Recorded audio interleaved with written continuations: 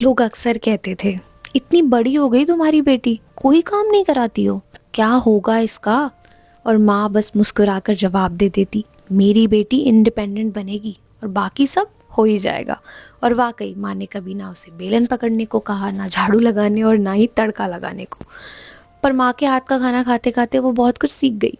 फिर एक दिन आया जब वो ज़िंदगी के एक नए मोड़ में थी, नए शहर में काम के बाद। हर दिन बाहर का खाना खाते खाते उसे समझ में आया कि माँ के हाथ का जैसा खाना तो यहाँ कहीं नहीं मिलेगा। फिर क्या था, पहली बार उसने अपने हाथों से सब्ज़ी बनाने की कोशिश की। माँ की कुछ ज्ञान की बातें याद आई कि हल्दी और मिर्च की मात्रा कम रखना, और जो भी बनाओ सब्र के साथ बनाना।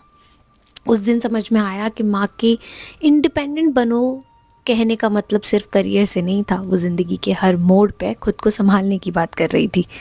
सब्जी बनी और बहुत अच्छी बनी, उसकी आंखों में एक मुस्कान थी और दिल में एक एहसास कि माँ ने मुझे कभी डायरेक्टली तो कुछ नहीं सिखाया, पर ये सब मैं कैसे सीख गई।